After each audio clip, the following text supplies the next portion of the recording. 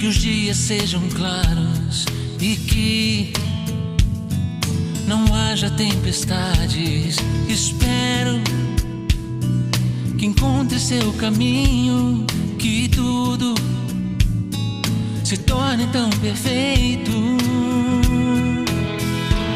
Se alguém um dia magoou você, espero que possa perdoá-lo e que ninguém atire pedras tentando tirar sua esperança. Meu desejo pra você é que o seu coração se torne fonte de amor, que seus sonhos sejam grandes, todo o resto se torne coisas tão pequenas que ninguém possa vir tentar. É isso aí, mais um Passo Cultura, que a graça de nosso Senhor Jesus Cristo, o amor do Pai e a comunhão do Espírito Santo esteja sempre, sempre convosco. Hoje o Passo Cultura tem a alegria de receber esta fera da música católica nacional, Dalvimar Galo. Seja bem-vindo ao Passo Cultura, está com um novo projeto aí. Vamos falar desse projeto que é a banda Pater e vamos falar um pouco da tua carreira. Seja bem-vindo. Obrigado pelo espaço, né? Aqui, obrigado pelo seu sacerdócio. E fique sabendo que eu rezo muito por todos os sacerdotes, rezo muito mesmo. E assim, quero falar muito tenho muito o que falar sobre Banda Pater, sobre a carreira. Hoje são quase 500 composições já feitas, né? Cantor, guitarrista, compositor e um grande colaborador com os artistas, né? E vocalista. E um grande colaborador com os artistas da Igreja Católica.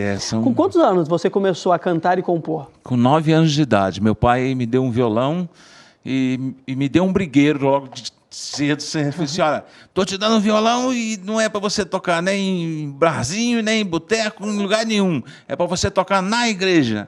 E aí, 2 meses depois, eu estava já tocando dentro da igreja, junto com os grupos de jovens. Qual o nome do seu pai? Davi. Adorei o seu Davi, viu? Que Deus abençoe o seu Davi. E você é autodidata ou precisou fazer aula? Não, sou autodidata. Com 2 meses eu já estava tocando. Já estava tocando. Com 2 meses. Ou seja, né? Dom é dom, né? Eu não toco, não canto, e pro bem da igreja é melhor que eu continue não tocando e não cantando, né? E quando veio a composição? Quando você se descobriu compositor?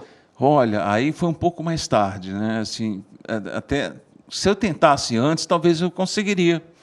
Mas acho que por força, sei lá, não sei.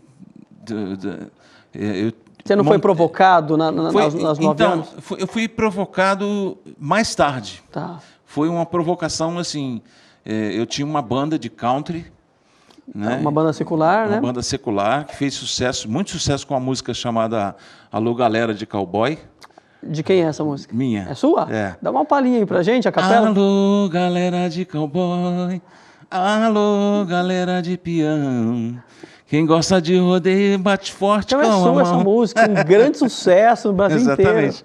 Então, mas eu fui provocado porque não tinha ninguém que compusesse. Certo. Então eu fui provocado a compor, né, na banda. Aí acabou saindo isso aí, a gente acabou estourando, mas junto com o sucesso, junto com toda a fama, com o dinheiro que veio e tudo, veio também a depressão. Sério? Veio uma depressão muito fortíssima.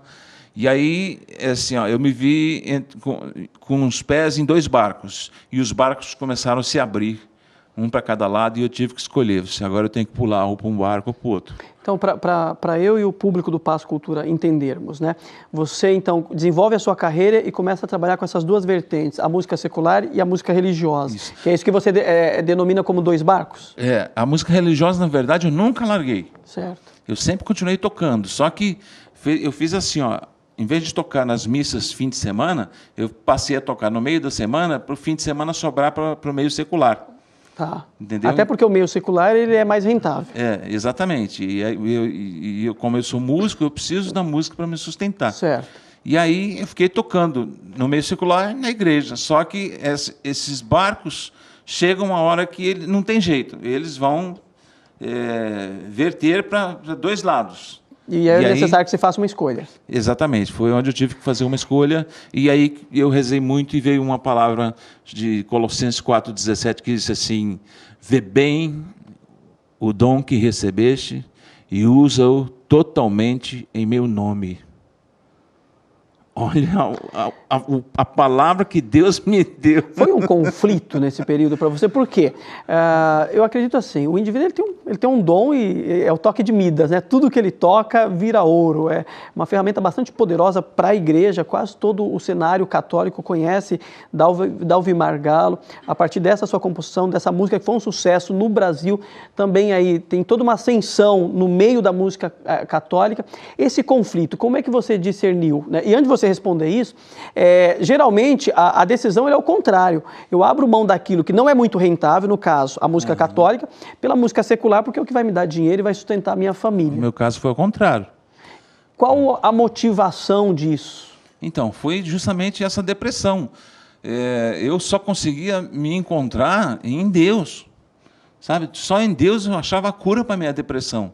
Então, quando eu, depois de um ano de depressão, quando eu virei para Deus e falei assim, me dá uma palavra e o que o Senhor disser vai ser lei para mim. E Ele veio com essa palavra, vê bem o ministério que eu te dei e usa totalmente meu nome, aí eu saí pulando de alegria dentro de casa. Aí eu larguei dinheiro, larguei fama, larguei sucesso, larguei grandes hotéis que a gente viajava pelo Brasil inteiro, fora. A gente foi para os Estados Unidos tocar essa música e tudo. Então, assim, eu só queria saber de música católica. E aí nasceu o primeiro CD chamado Deus Está no Ar, e aí eu fundei a banda Anjos de Resgate. Tá, então assim, eu poderia dizer que esse momento que você viveu na sua vida foi um momento de conversão? Foi presença do Espírito Santo? Foi um momento... Acho que a conversão é dia a dia, né, Paulo? Sabe por que eu pergunto isso? Né? Algumas situações, elas são semelhantes a alguns personagens da Sagrada Escritura. O apóstolo Paulo, ele já tem uma religião definida, ele está estabilizado, né? E de repente toda uma mudança, né, na sua vida pessoal, vem uma nova proposta. Dalvi Margallo, eu enxergo um pouco de identificação com o apóstolo Paulo. Mas eu tive a passagem que Paulo, assim, foi a segunda passagem de confirmação foi de Paulo. Foi de São Paulo que está escrito assim, ó, agora, para mim, eu tenho tudo em conta de esterco. Ou seja, tudo para mim é lixo. Tem Bíblia que está... Dependendo da tradução. Depende da tradução está assim, tudo para mim está em conta de esterco, e tem tradução que está assim, tudo para mim é lixo. Eu passei a ter isso na minha vida. Para mim, agora, tudo é lixo. Eu não quero nem saber. E quem é de comunidade, quem é de igreja, sabe do que o Dalvi Mar está falando, né? Talvez para alguns, racionalmente refletindo, seja uma loucura. É loucura. Deixar fama, hotel, deixar grana, deixar uma carreira secular para fazer a experiência de Deus. É porque essa experiência ela não é só feita na razão, ela é feita aqui. E por isso nós chamamos de conversão. Uma música que te marcou neste período de transição. Ninguém te ama como eu, do Martim Valverde. Dá uma palhinha para nós. Vamos à capela. Ninguém te ama como eu, ninguém te ama como eu. Olhe para a cruz, foi por ti, porque te amo. Ninguém te ama como eu. Neste período você tem que fazer uma escolha, você faz a sua opção e aí a tua carreira, o teu ministério como músico católico, como instrumento de Deus nessa instituição que é a Igreja Católica, começa a adquirir um corpo. Como foi, né? Agora se instrumento dessa igreja, instrumento de evangelização? Então, além de toda a parte musical, tem uma coisa que pouca gente sabe. Certo. Então revela para o Passo Cultura. Isso, eu vou revelar agora. Assim, ó, é meio inédito isso, viu? Pouca gente sabe. Eu sou o fundador de uma obra, não é musical não, é uma obra que cuida de dependentes químicos, que se chama Anjos de Resgate. Certo. E essa obra veio antes da banda, antes do CD. Ela é uma obra que cuida de dependentes químicos. Quando a gente estava com mais ou menos 40 dependentes químicos, é que nasceu a necessidade de eu fazer um CD para arrecadar finanças para poder comprar um terreno e construir um local, porque tinha pessoas na dependência química que necessitavam de internação e não tinha onde internar. E isso tem um custo. E isso tem um custo muito, muito alto. E outras pessoas também começaram a se doar. Então, nós éramos em 12 servos. 12 né? anjos. 12 anjos cuidando de 40 e poucos dependentes químicos. Então, e hoje, sabe quantos dependentes químicos são nessa obra? Mais de 200, padre. Foi multiplicando, né? Glória a ação a Deus. do Espírito Santo. Glória a Deus. E ainda continua ajudando financeiramente. E aí foi quando eu lancei o primeiro CD do Anjo de Resgate, e aí montei a banda Anjo de Resgate, e aí veio toda a história de Anjo de Resgate. Fiquei 8 anos no Anjo de Resgate, e depois de 8 anos é que as pessoas assim perguntam assim, mas Deus dividiu o Anjo de Resgate? Eu digo, não dividiu. Deus multiplicou o Anjo de Resgate, me jogou para frente e falou assim, agora eu te quero numa carreira solo, numa outra missão, em águas mais profundas. Então foi onde eu me lancei como carreira solo. Isso para nós é bastante comum, né? Faz parte, né, da nossa realidade de Igreja Católica. Os padres, os sacerdotes, por exemplo, eles ficam um determinado período em uma certa paróquia, né? E servindo ali, se doando, recebendo muito também dessa comunidade, porque acaba sendo uma troca.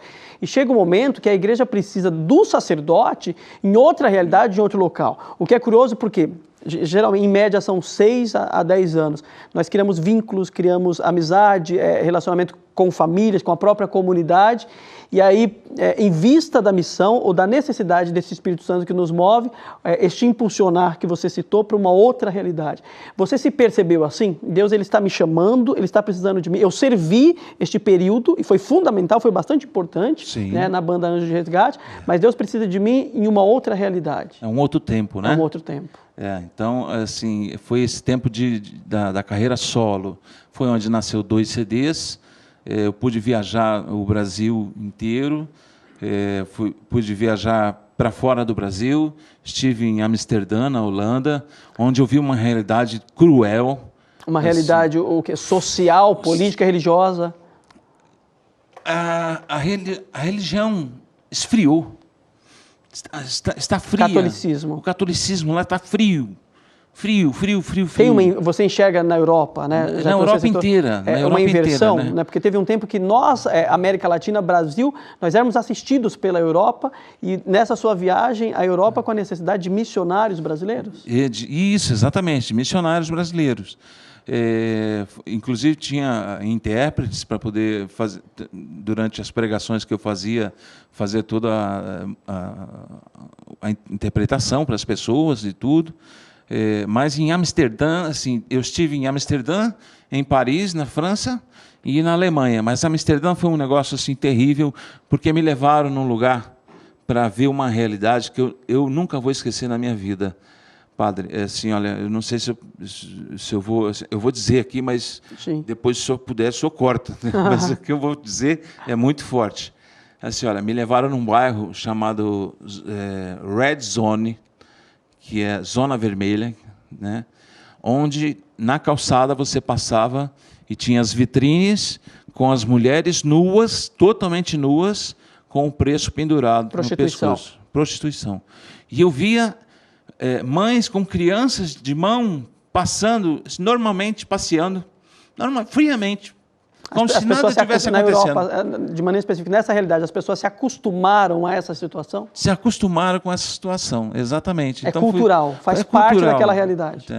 O que foi me alegrar mais, assim, eu passei por Paris depois, aí fui para a Alemanha. Na Alemanha aconteceu um negócio muito interessante, muito legal. O show começou na praça da igreja. Só que eu vi uma coisa que me entristeceu muito. Assim, a princípio, assim, a primeira coisa que eu fiz, eu fui na igreja rezar. E aí vi que a igreja tinha muitos confessionários. Foi interessantíssimo. Eu nunca tinha visto uma igreja com tantos confessionários assim, de um lado quanto do outro. Com tantos aparelhos de cura, né? Com tantos aparelhos de cura ali, né? E aí, com tantos consultórios psicológicos ali, religiosos, né? E eu vi aquilo ali, rezei, voltei, comecei a fazer o show. E aí a intérprete, quando eu vi as pessoas, quem estava no show, eu vi que a maioria era jovens e eles estavam se drogando e bebendo. Muito. No show católico. No show católico. E mesmo com a intérprete, interpretando para eles, falando com eles, foi em inglês, porque o alemão fala inglês, ele entende inglês. E eu fui fazendo o show, fui cantando, ela ia traduzindo. E assim, olha, quando eu fui fechando os olhos e fui embora, fui de olho fechado, eu não quero nem ver o que acontece. Quando eu terminei o show, não tinha ninguém na praça. Eu falei assim, que porcaria de show. Saí do Brasil Foi pra todo mundo Europa. embora. Foi todo mundo embora, né? Tá bom, mas eu vou lá dentro da igreja agradecer a Deus por esse momento e tudo.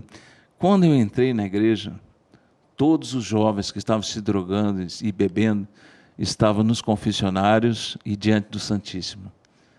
Foi uma vitória de Deus. E assim, eu me senti usado, porque ali eu estava num país onde eu não sabia falar um A em inglês, em alemão, nada, então eu me senti um nada. Então foi o meu nada. Ali eu me senti usado por Deus, porque ali realmente foi o meu nada. Na minha pequenez humana, a ação do Espírito Santo para chegar naqueles corações. Exatamente. Deus usou o Espírito Santo, assim, veio e ungiu todo aquele momento. Sabe? Esse período era o período da sua carreira solo. Carreira solo. Geralmente, né, determinadas circunstâncias da nossa vida, no primeiro momento ainda muito jovem, depois na banda Anjo de Resgate e agora na carreira solo. E cada momento, né, de maneira específica da tua vida, é um momento muito oportuno de reflexão e de intimidade com Deus. E quando isso acontece, né, com essas pessoas específicas chamadas compositores ou músicos, nasce música. Neste período da sua carreira solo, uma música que marcou este momento.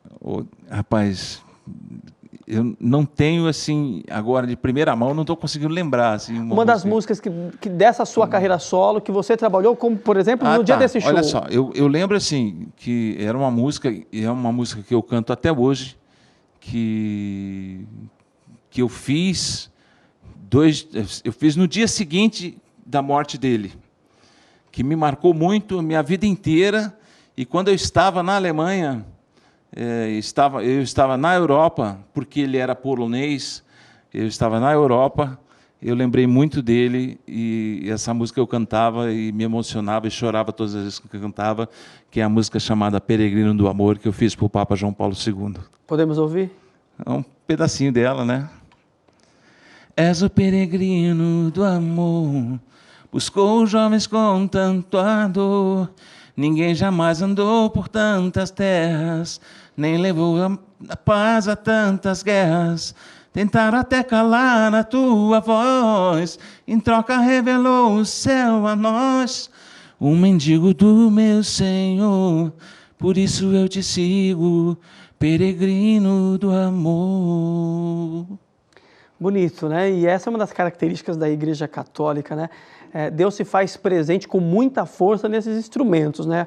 Compositores, músicos, o Santo Padre, o Papa, os sacerdotes, os bispos, os nossos leigos, os agentes, né, de evangelização.